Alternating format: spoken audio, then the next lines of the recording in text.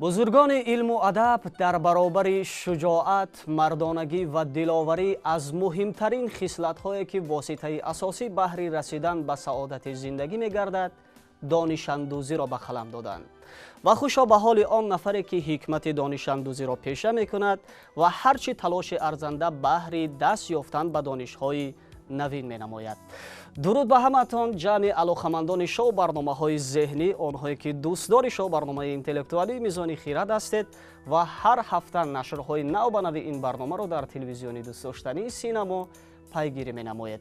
یادآور می‌شیم دوستان عزتمند برنامه مذکور با مقصد ارزش‌گذاری به تاریخ و فرهنگ زبان دولتی، سینمای ملی، اینچنین تحکیم حس خودآگاهی جوانان منظوری یکایکی شما می‌گردد. چون همیشه میدان برنامه میزان خیرات جای به هم آمدن بهترین استعدادها، انیخترش جوانانی که در دل خواهش دارند، میخواهند دانش و مهارت خود را بسنجند به حساب می رود. و امروز یک گروه اخلاصمندان از دانشگاه و دانشکده های مختلفی کشور به برنامه ما آمدند. حضور همه جوانان با ذوق و باهوش را به این برنامه خیر مقدم میگوییم. خوش آمدید. و اکنون بیایید در آغاز برنامه چون عنعنه این برنامه یک شناسایی کوتاه میکنیم و پس آن سوال ها رو پیشنهاد میکنیم. خوب، کی دسته امروزه رو معرفی میکند؟ مرحمت شما. سلام به تماشابینان تلویزیونی سینما و دوستداران برنامه اینتלקتوالی میزان خیرات. امروز ما در برنامه اینتלקتوالی میزان خیرات یک گروه جوانان از دانشگاه گوناگون کشور که گروه مهراج ها نام داریم و به اینجا آمده و اشتراک می‌نماییم. عجیب، چرا گروه مهراج ها نام کرده شما این دسته رو؟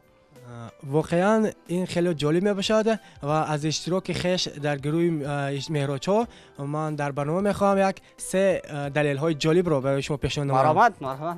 پای بردن ممکن است که گروه مهراج ها، یعنی ما تمام 7 اشتراکچی برنامه اینتלקتوالی میزان خیرات تمام ما مهراج نام داریم.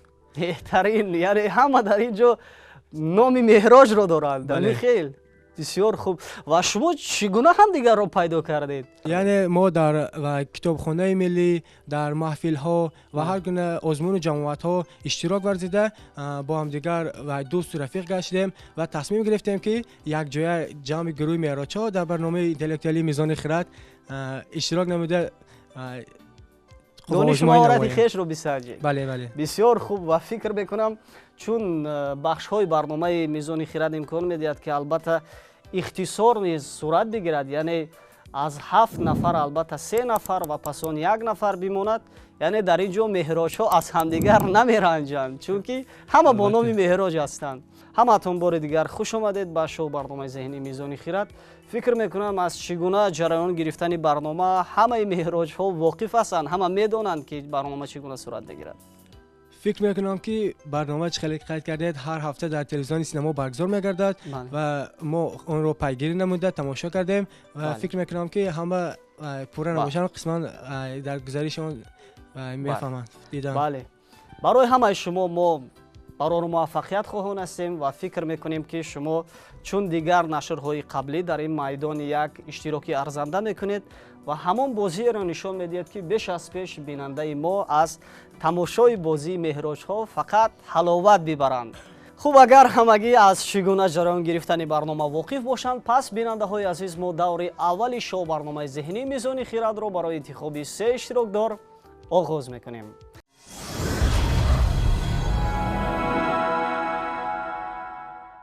کاتب منشی کلمه از 5 حرف عبارت است. کلمه مذکور در اول نام آدمان با سواد زیایی ذکر می‌یابد.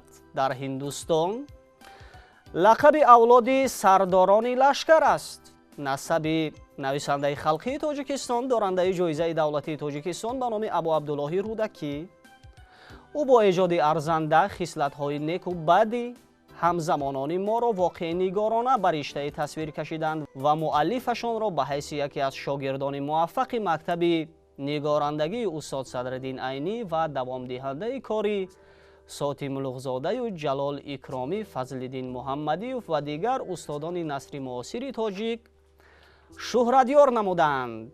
هنوز در سالهای 80 کیناستودیوی تاجیک فیلم اولین بار به زبان تاجیکی از روی قصه درد عشق او فیلمی همنام به نوار گرفته است که تا امروز جالب диққати тамошобинон аст. کلمه میرزا نداره. این کلمه میرزا است گفتن، یعنی کاتب و منشی رو ما میرزا میگوییم. باز میرزا و ما گفتیم در اول نام آدمان با سواد زیایی می آید. یعنی شما اینجا نمونه کدام ادیب یا چگونه شخصیت رو میارید؟ میرزا ترسونزاده شاعر خلق تاجیکستان چنانکه قید کرده. واقعا هم این نفر کرامت الله میرزا و در اول نام آدمان با سواد زیایی می آید. واقعا این میرزا عبدالقادری بدیل میگویند. بله، ما با افتخارشون کف میکنیم. بله، جواب اول درست است.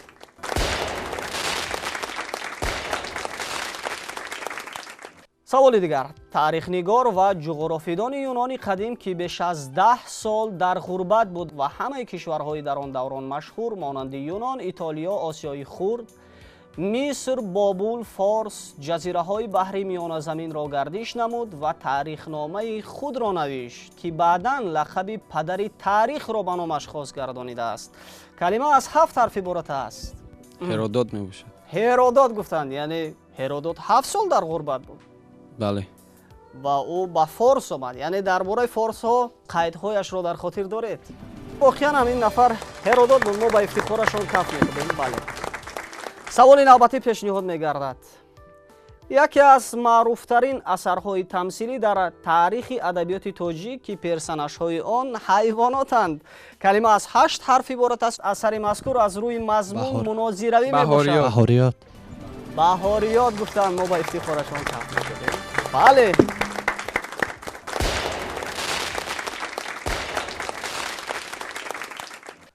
در آسترین شب اول ماه ده یعنی زمستان جشن قدیمه مردم آریایی که به مناسبت زادروز مهر یا میتر برگزار میشد.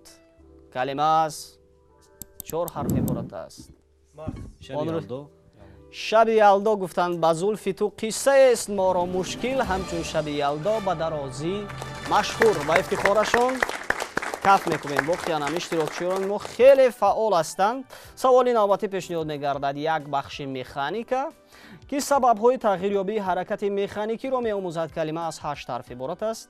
آن با مفهوم‌های ماسا، ایمپولس کنجی انرژی عمل می‌کند و با یاری قانون‌های آن حرکت محیط دوامدار، مایع‌ها و گازها نیز آموخته می‌شود. گفتیم کلمه از 8 حرف عبارت است. جواب سوال مذکور دینامیکا. دینامیکا با افتخارشون کف میکنیم. واقعا این کلمه دینامیکا بود. سوال نوبتی پیشنهاد میگردد. قهرمان داستان خلقی آن که تیلیسم را به تاثیر و بیکار میگرداند. کلمه از 4 حرف عبارت است. نام مردانه، نام پسر خرده فریدون که بعد به تخت شاهی نشستن از طرف برادران کشته میگردد. که از دست برادرانش کیها؟ برادرانش سلم و تور کشته شد. چو کرده کین ایرج را به آغاز، جهان را کین ایرج نو شدی باز. ما با افتخارشون کف میکنیم. واقعا همین کلمه ایرج بود. سوال های دیگر اکنون پیشنهاد میگردد.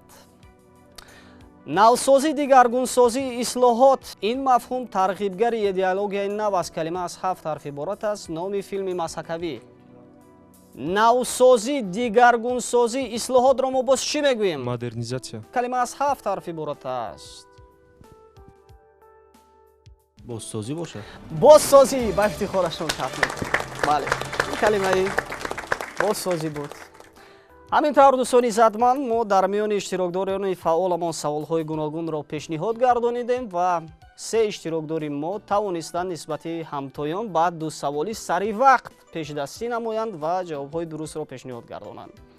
با دیگرها میگویم دل آزرده نشوید. این بازی است. شکل برنامه اینتלקتوالی میزان خیرات همین است.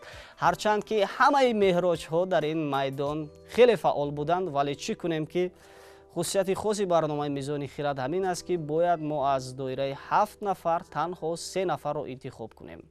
فکر میکنم که باز نشرهای دیگری برنامه امکان میدهد که شما باز بیایید و از دانش و مهارت خویش در این برنامه درک بدهید. برای آمدن هایتان بار دیگر اظهار سپاس و اکنون میتوانید برنامه ما را با سربلندی ترک کنید. خوش آمدید.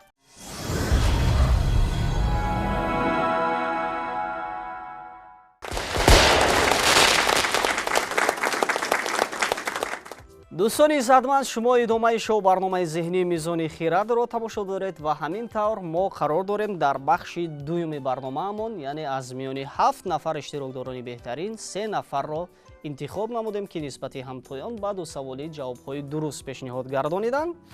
و تا اون که ما شناسایی رو با بچه‌ها آغاز کنیم، سوال اولین بازی با بیننده‌ها رو اینجا منظور می‌کنیم. سوال چنین است: چینکی وزن برابری 400 گرم، چیزی که به کار نمی آید، بیکار کلمه از 5 حرف عبارت است.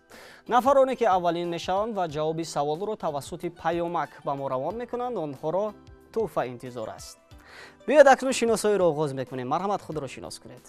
هرچند ما میدانیم که نام شما مهراج است، ولی از تحصیل ها امروز در کدام دانشگاه تحصیل میکنید و انیخترش کدام اختصاص را به واسطه اختیار کردید؟ مرحمت. سلام علیکم بینندگان عزیز. من مهراجدین سوراب هستم. دانشجوی کورس 3 اکادمی اداره‌کنی دولتی نزد پرزیدنت جمهوری تاجیکستان میباشم. در فاکولته اداره‌کنی دولتی اختصاص اداره دولت و اقتصادیات دانش اکادمی مذکور تحصیل مینمایم. بسیار خوب مهراجدین. و چگونه بود اختیار کردن اکادمی اداره‌کنی دولتی نزد پرزیدنت جمهوری تاجیکستان؟ توصیه نزدیکان بود یا به واسطه خواهش خودتان بود که به واسطه در همین مؤسسه عالی تحصیل بگیرید؟ خواهش خودم بود. باز دستگیری ها بودن. دستگیری های والدین؟ والدین بودن. بله. برای شما موفقیت خواهان هستیم و فکر میکنیم که شما این مؤسسه عالی را با سر بلند به اتمام میآورید و برای پیشرفتی تاجیکستان محبوب خدمت صادقانه انجام میدهید. بله. تشکر زیاد. با اشتراکداری دومی برنامه شناس میشیم. مرحمت. من نورماتوف مهراج، دانشجوی دانشگاه دولتی طبی تاجیکستان به نام ابوعلی ابن سینا، کورس پنجم در فاکولته پدیاتری تحصیل کرده شدم. خوب مهراج، برای شما چگونه بود اختیار کردن دانشگاه طبی تاجیکستان؟ یعنی شما همچون پیرو ابوعلی ابن سینا کوشش کردید که در آینده برای پیشرفت تاجیکستان محبوب، یعنی برای سریع وقت خدمت طبی رسانیدن به اهالی کشور، یعنی انتخاب کرده نمی‌مون؟ بله، این آرزوی من و همچنین آرزوی مادرم میباشد، زیرا مادرم همچون همشیره اولیوی فعالیت میکنند و میخواهند که فرزندشان همچون یک طبیب درجه عالی و اختصاصمند فعالیت نماید و برای میکوشم که در دانشگاه دولتی تاجیکستان با سری بلند ختم نمایم و برای صادقانه به خلق خود خدمت رسانم. بله، ما باوری داریم. و با اشتراکداری سیم شناس میشه. مرحمت. مهراجدین سیم. مرحمت. السلام علیکم تمام بینندگان تلویزیون سینما. علی مردانوف مهراجدین هستم، دانشجوی کورس 2 دانشکده دولتی زبان‌های تاجیکستان به نام ساتی ملوغ‌زاده در فاکولته زبان‌های اروپا تحصیل میکنم. اینچنین اشتراکچی دوره جمهوریوی آزمون جمهوریوی فروغ ثبوت هنری کتاب است. بله. در سال گذشته و سال مذکور میباشم. واقعا برای ما باعث افتخار است که امروز یکی از اشتراکداران برنامه ما اشتراکدار فعال آزمون جمهوریوی فروغ صبحی دانایی کتاب است به حساب میروند، یعنی مهراجدین، که به واسطه در دانشکده دولتی زبان‌های تاجیکستان به نام استاد ساتی ملوغ‌زاده تحصیل میگیرند و فکر میکنم که امروز طلبات زمان است که باید هر یک جوان نسل استقلال داننده دو زبان خارجی باشد در برابر زبان دولتی و به واسطه شما با تکیه به همین چیز اختیار کردید دانشکده زبان‌های تاجیکستان را. بله، من از دوره مکتبی به زبان‌های خارجی، آموختن زبان‌های خارجی بسیار شوق و رغبت زیاد داشتم. از همین سبب انتخاب من آموختن زبان‌های خارجی است. با هر سه مهراج‌ها ما برای موفقیت خواهان هستیم و از خصوصیت دور دوم برای شما فقط همین چیز را یادآور میشیم که ما در این دور 3 سوالی به هر سه شما پیشنهاد میکنیم. در صورت پاسخ نداشتن مهراج اول به سوال، مهراج دوم میتوانند پاسخ گردانند، مهراج سوم میتوانند پاسخ گردانند و همین طور خالهایشان زیاد شود و به دور نهایی را خط بگیرند. یعنی فکر میکنم که شما یک اشتراک ارزنده میکنید و کوشش مینمایید که فقط با سوالهای رقیبانتان در برابر سوالهایی که به شما پیشنهاد میشود پاسخهای درست و دقیق پیشنهاد گردانید. خب، سوال اول رو اکنون ما از کی آغاز کنیم؟ از مهراجدین اول یا دوم یا سوم؟ از مهراج اول آغاز کنیم میگویند. بله. یکی از پرسنژهای شاهنامه فردوسی، پسر کیکاووس، کلمه از 8 حرف عبارت است. هنگامی که گیو کیخسرو را از توران به ایران آورد، گودرز و زال و رستم او را لایق تخت شاهی دانستند. ولی توس طرفدار به تخت نشستن او نبود. از روایات شاهنامه برمی آید که او به تخت شاهی نرسید. با یاری رستم و فرنگیس مادر کیخسرو را به زنی گرفت و در تمام جنگ هایی که به کینسیاووش بین ایرانیان و تورانیان به وقوع آمدند همچون فرمانبردار شاه، پهلوانی دلیر و توانا و گاه چون سپه سالار شرکت میکرد. ذکر می شود که او همراه کیخسرو و یک چند پهلوانان دیگر چون توس و گیوبیژن در کوه زیر برف مانده ناپدید گشت. گفتیم کلمه از 8 حرف عبارت است. پسر کیکاووس، کارنامه های او از معروفترین قهرمانان شاهنامه، گیوبیژن کمی ندارد.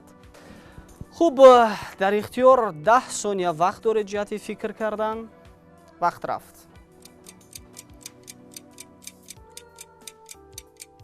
فریبرز میشه.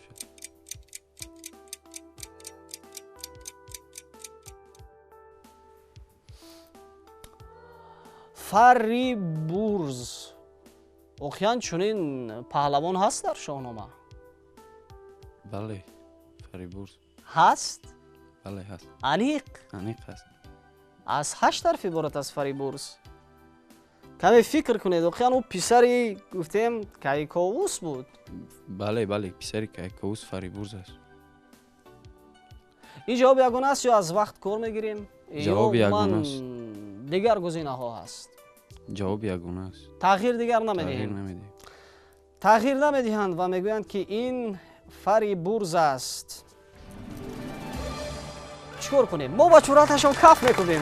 در حقیقت همین کلمه فریبرز بود.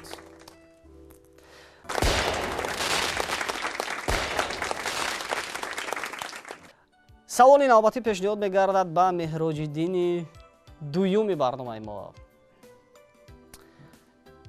یکی از شهرهای کلان و آباد سرزمین تاجیکان در عصرهای میانه که میان دریاهای کافرنیهان و وخش جای داشته است.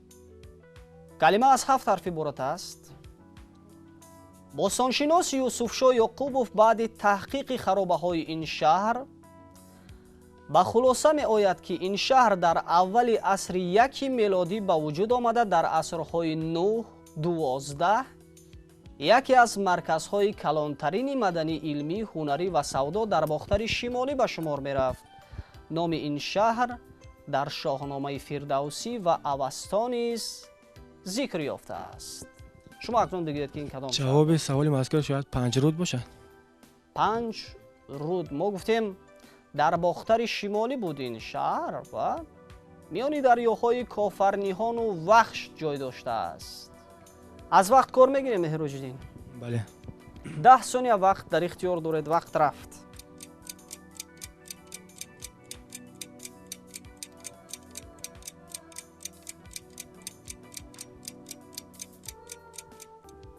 خیلی گزینه همون یگانه من می باشد 5 رود. 5 رود گفتند. خوب، دیگر اشتراکداران ما شما جواب دارید؟ مهراج الدین اول و دوم.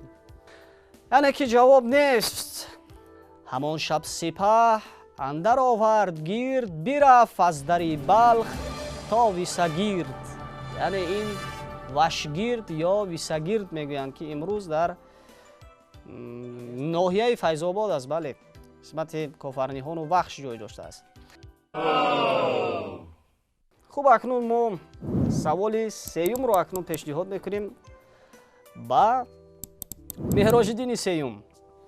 یکی از مخلوقات افسانوی شاهنامه فردوسی نام گاوی که فریدون در آوان کودکی 3 سال شیر او را خورده کلان شد. کلمه از 6 حرف عبارت است.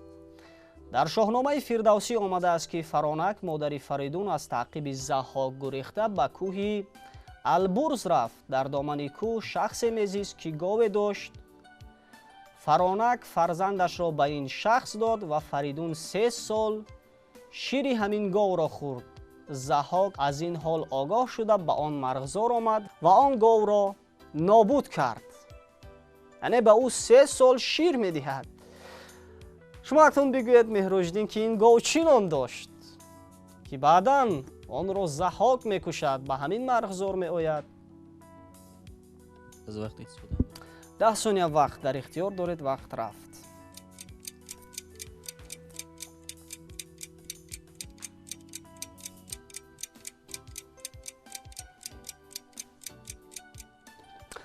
вақт ба анҷом расид. Онро чӣ мегуфтанд? агар мо ба хусусияти хоси шоҳнома бингарем, хусусан ба достони Фаридун, яъне дар мисоли маъруфтарин достони Румуирал аст ки воқеан ба онҳо модагург шир медиҳад, яъне созандагони шаҳри Рим Итолиё. ҳамин вижагӣ албатта дар шоҳномаи Фирдавсӣ низ ҳаст. ҷавоб ҳаст ё не? надорем ҷавоб. ду Меҳроҷдини дигар. шумо низ ҷавоб надоред. мутаассифона ин калимаи бармоя буд. фикр мекунам ки шумо ин маълумоти ҷолибро дар хотир мегиред. бале. саволҳои дигар пешниҳод мегардад. аниқтараш саволҳои дуюм акнун. доираи азими фарзии 0 дараҷаи арзи ҷуғрофиёӣ дар сатҳи замин бо фосилаи мусовӣ аз ду қутб ки нимкураи шимолиро аз нимкураи ҷанубӣ ҷудо мекунад, яъне хати шартии қитъаи замин ки аз маркази замин мегузарад, калима аз 7 ҳарф иборат аст ё 6 ҳарф иборат аст. маҷозан ростӣ, барқарорӣ, устуворӣ, баробарӣ ва эътидолро мегуфтанд дар мафҳуми маҷозӣ. яъне шумо ҳам калимаи 7 ҳарфаро инҷо пешниҳод кунед ё 6 ҳарфаро мо қабул мекунем инҷо. 10 сония вақт дар ихтиёр доред. вақт рафт.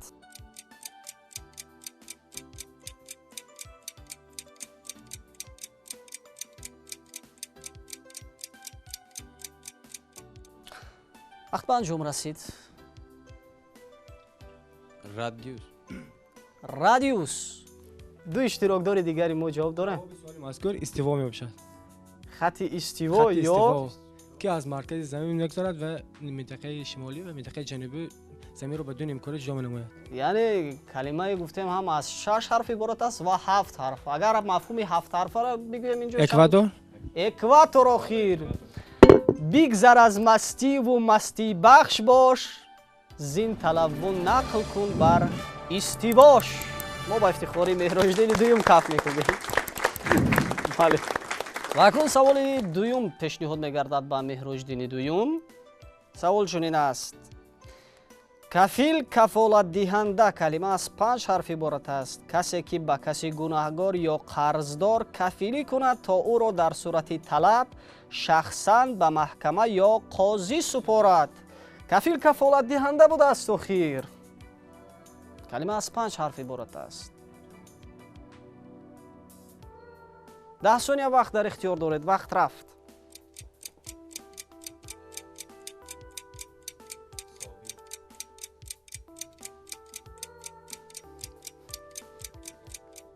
вақт ба анҷом расид Меҳроҷдин. гарраф намешавад. ҷавоб ягона чи аст? соизм. соизм. соизм гуфтанд инҷо.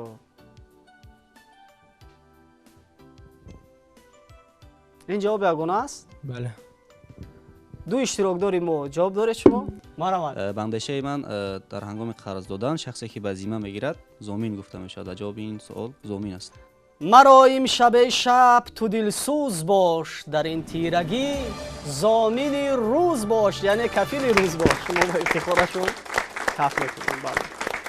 яъне ҳоло ҳар се иштирокдорони мо якҷавоби дуруст доранд.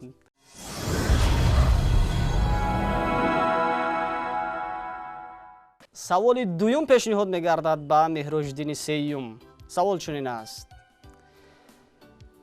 каҷовае ки ба шутур ё асб баста ба дарунаш нишаста сафар мекунанд, калима аз 6 ҳарф иборат аст. мо истифодаи онро дар филмҳои маъруфи Абуалӣ ибни Сино, Коваи оҳангар ва дигар филмҳои таърихиамон мебинем. яъне як каҷовае будааст ки ба шутур ё асб мебастанд ва ба дарунаш менишинанд. агар шумо дар филми Абуалӣ ибни Сино бубинед, ҳангоме ки Абубайди Ҷузҷонӣ бо ابوعلی ابن سینا سفر میکنن، به واسطه همین صحنه رو کارگردان نشان دادند. یعنی همین کجاوه رو چی میگویند؟ 10 ثانیه وقت برای فکر کردن در اختیار دارید. وقت رفت.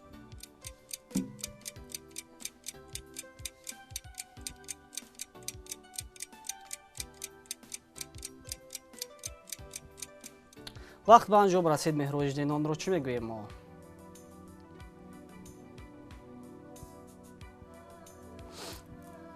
چی میگفتند آن رو مهروجدین؟ به اندیشه من خرطوم باشد. خرطوم. مرحمت. 2 مهروجدین دیگر جواب دارید؟ جواب ندارند. فریاد دل از عزم سفر کردن یار هست، به جنبش محمیل نبود ناله جرس را. این کلمه محمیل بود. فهمیده بودین محمیل رو؟ مثلا در غزل معروف سعدی شیرازی هست این کلمه. محمیل بداره ساربان، تندی مکن با کاروان. سوالهای سیوم اکنون پیشنهاد میگردند و ما از مهروجدین اول آغاز میکنیم. سوال چنین است مهروجدین: اندازه گرفتن میان دو چیز اندازه‌گیری کلمه از 4 حرف عبارت است. در مفهوم فلسفی شکل خلاصه براری که از 2 مقدمه یک خلاصه منطقی برآورده می شود، آن را ما چی میگوییم؟ 10 ثانیه وقت در اختیار دارید. وقت رفت.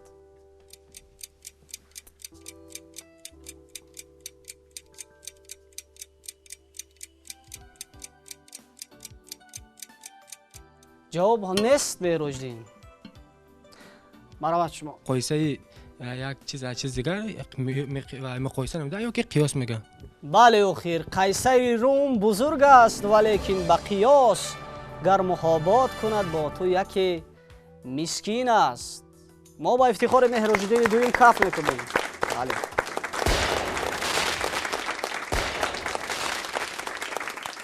ستاره درخشانی پران کلمه از 5 حرف عبارت است. با 2 طرز بیان. در اخترشناسی ستاره پران که از روی عقیده خرافی بوده گویا دیو و جین و شیطان را میزند. در اخترشناسی ستاره پران بوده است که 2 طرز بیان دارد و از روی عقیده های خرافاتی گویا دیو و جین و شیطان را میزده است و امروز یک مفهوم آن نام جوان پسران است. یعنی 2 طرز بیان دارد. 9 ثانیه وقت در اختیار دارید. وقت رفت.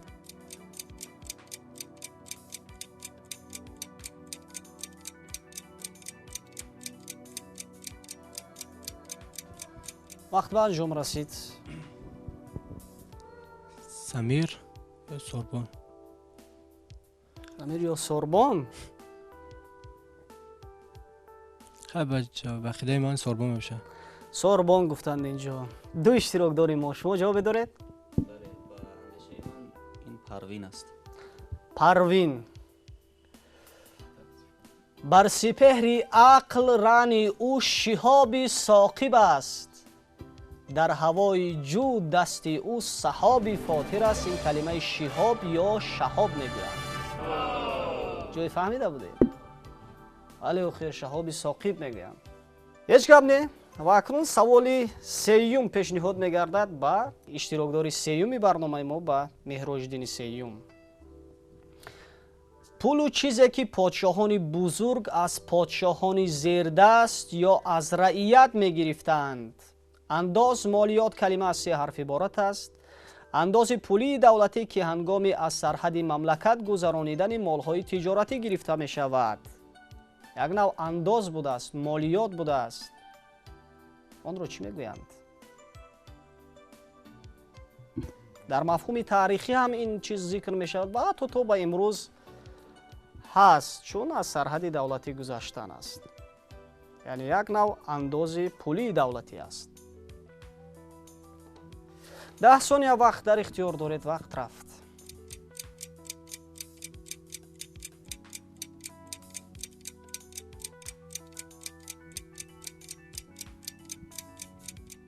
به اندیشه من گمرک باشد. گمرک. мо гуфтем калима аз 3 ҳарф иборат аст. ин калима боҷ мебошад. ҷавоб дуруст боҷ аст. боҷ гуфтанд инҷо. камол шаҳнаи ишқ аз дили ту дониш хост, чӣ гуна боҷи нафис аз деҳи хароб диҳӣ. мо ба ифтихори Меҳроҷдини аввал каф мекунем. бале, ин калимаи боҷ буд.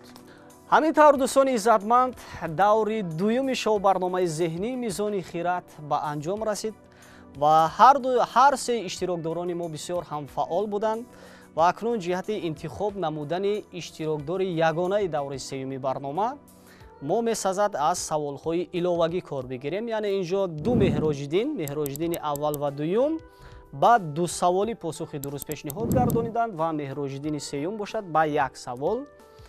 ва фикр мекунам ки аз доираи ин ду иштирокдори фаъол мо иштирокдори ягонаро интихоб мекунем. шумо сари савол андешаи ҷиддӣ биронед ва пас он ҷавоби ягонаро пешниҳод кунед. савол чунин аст: санги сахти нотарошида гранит калима аз 4 ҳарф иборат аст. яке аз оҳангҳои қадимӣ дар мусиқӣ.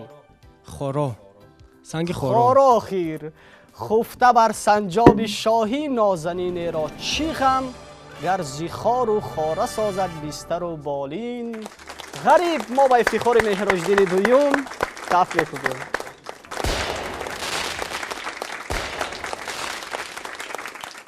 ҳамин тавр дӯстони иззатманд, даври дуюми шоу барномаи зеҳнии Мизони Хират ба анҷом расид. мо иштирокдори ягонаи даври сеюмро интихоб кардем, Меҳроҷдини дуюм.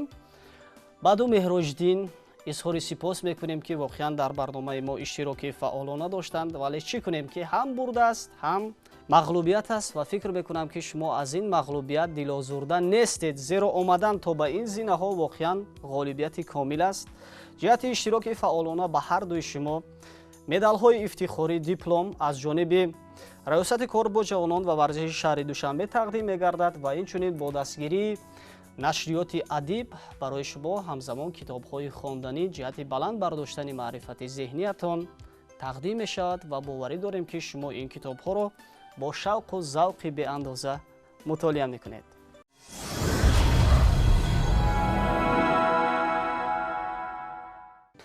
хуб, ҳар ду Меҳроҷдинҳо фикр мекунам ки шумо дилозурда нестед, чун шакли шоу-барномаи зеҳнӣ ҳамин аст ки бояд ихтисор шаванд, яъне дар хусусияти хоси барномаи Мизони Хират ҳамин аст. ва акнун ман мехостам таассуротатонро аз чӣ гуна ҷараён гирифтани барнома бифаҳмем, яъне аз даври аввал то ба ин зина омадан чӣ таассурот аст, чӣ андешаҳо аст? Марамат.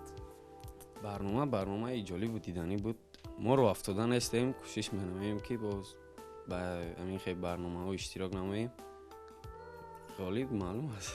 бале, мо барои шумо муваффақият хоҳон ҳастем. шумо низ ғолиб ҳастед. ҳеҷ гоҳ яъне мағлубияти худро ҳис накунед, чунки дар ин майдон албатта ҳар се чун Меҳроҷдин ном доред, ҳар се шумо ғолиб ҳастед. ва фикр мекунам ки боз шумо дар соли 2023 низ чунин иштироки фаъолонаро дар шоу барномаҳои зеҳнӣ, хусусан барномаи Мизони Хират идома медиҳед. Меҳроҷдин бо Меҳроҷдини сеюм муроҷиат мекунем. акнун чӣ гуна буд ин барнома? барнома бисёр ҷолиб буд, бисёр хуб буд. албатта мо роҳафтода нестем ва муҳим иштирок аст, на ин ки ғолибият. ва таассуроти ман аз ин барнома бисёр таассуроти баланде бардошт кардам ва барои тамоми ҷавонон, тамоми донишҷӯёни кишвар ва наварасону ҷавонони кишвар тавсия медиҳам ва пешниҳод мекунам ин гуна барномаҳои зеҳнӣ ки барои санҷидани донишу малакаи хеш бисёр як минбари арзанда ҳаст, омада иштирок кунанд ва донишу илми худро сайқал диҳанд. мо барои шумо низ изҳори сипос мекунем ва фикр мекунем ки шумо беш аз пеш талош мекунед ҷиҳати касби илм ва ноил шудан ба донишҳои навин ва ҳамин гуна иштироки фаъолонаро дар шоу барномаҳои интеллектуалӣ идома медиҳед. барои шумо дар соли 2023 муваффақиятҳои беназирро таманно дорем. бори дигар хушомадед ва акнун метавонед бо сарбаландӣ барномаи моро тарк кунед. хушомадед.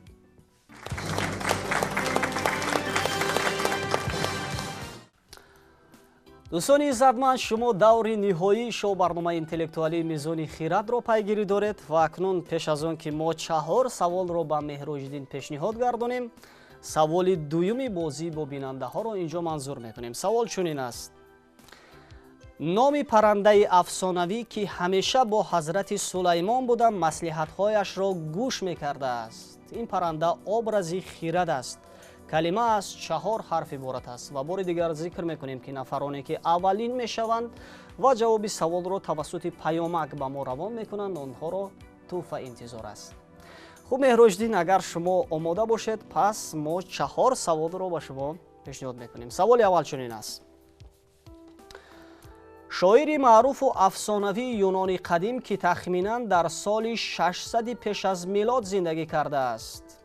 شعرهای اصلی او تا حال نرسیدند ولی او با مثلهای خود بیشتر در میان جهانیان معروفیت دارد. کلمه از 4 حرف عبارت است. با نام او 426 اثر کوتاه تا به امروز محفوظ مانده است. در صحنه تئاتر لاهوتی از روی مثلهای او نمایشنامه‌ها تهیه گشتند.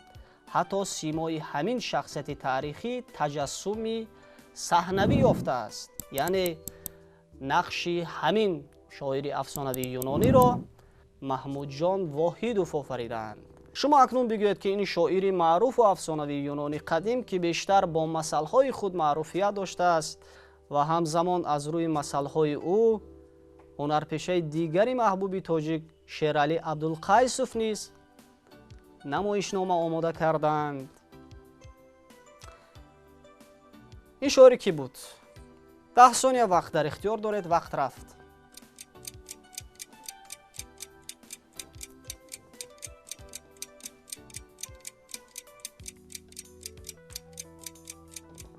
وقت به انجام رسید. مهرجدین، جواب داریم؟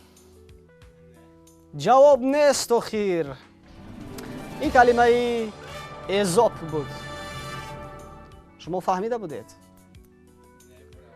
بار اول است و فکر میکنم که شما این معلومات را در خاطر میگیرید. سوال نوبتی پیشنهاد میگردد اکنون. یکی از پرسنژ های شاهنامه فردوسی پسر کیومرث پدری هوشنگ موافق روایت فردوسی وارث تخت پدر بود ولی با کینه و عداوت دیوان بدکردار پیروان اهریمن گرفتار شده در جنگ با لشکر دیوان هلاک گردید. کلمه از 6 حرف عبارت است.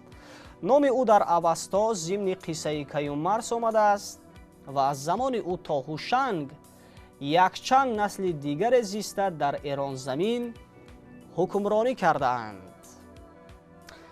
پسر کیومرث پدر هوشنگ بوده است. موافق روایت فردوسی وارث تخت پدر بود ولی با کینه و عداوت دیوان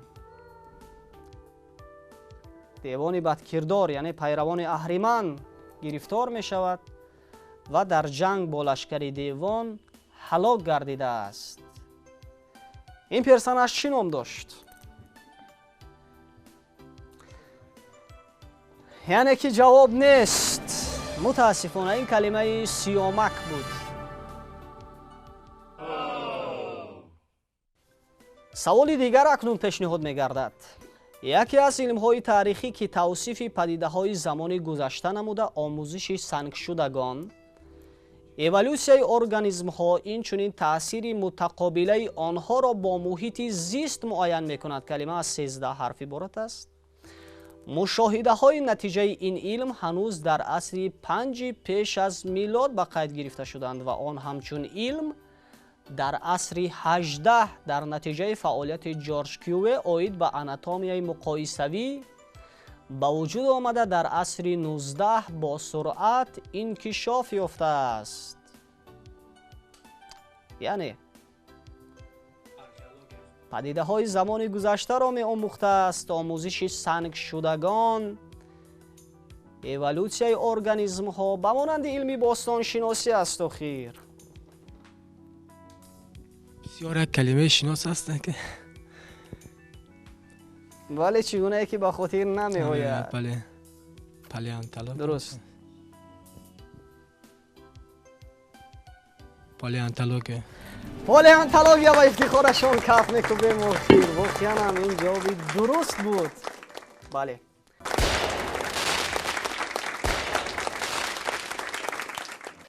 سوال آخرین اکنون پیشنهاد میگردد به مهرجدین. سوال چنین است: مشک ё хике ки дарунашро пурбод карда бар вай савор шуда аз об мегузаранд. Калима аз 6 ҳарф иборат аст. онро санож низ мегӯянд. машке будааст ки дарунашро пурбод мекарданд ва ба болояш савор шуда аз об мегузаштанд. калима аз 6 ҳарф иборат аст. онро чӣ мегӯем? 10 сония вақт дар ихтиёр доред. вақт рафт.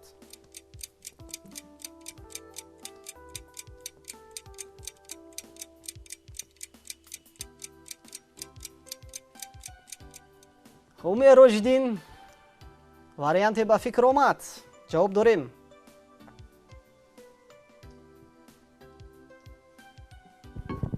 نه یک کلمه که من جسته شهر میده نمیدونم. متاسفانه آخرین کلمه گوپسر بود. فهمیده بودید این کلمه را؟ جوی شویه شنیده باشه.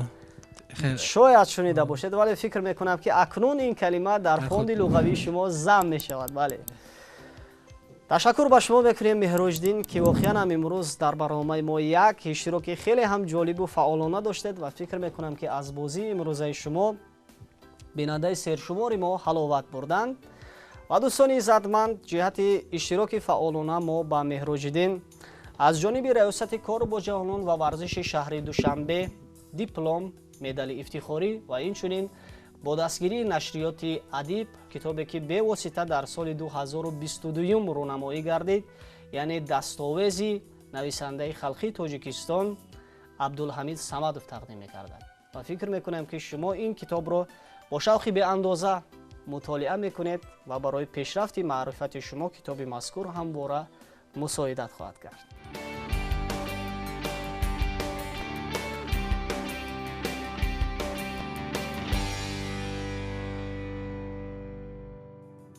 خوب مهروجدین، همین طور با یک دایره خیلی هم فعال مهروجدین ها امروز به برنامه آمدید و از میان 7 نفر تنها یگانه شما در برنامه باقی ماندید و آمدید به چنین زینه‌های افتخاری و فکر میکنم سخن‌هایی هست که اکنون بگویید. یعنی چگونه تاثیرات است، چگونه اندیشه ها است راجع به بازی امروزه و اشتراک دیگر دوستانتان که در یک جایگی با شما به این برنامه آمدند.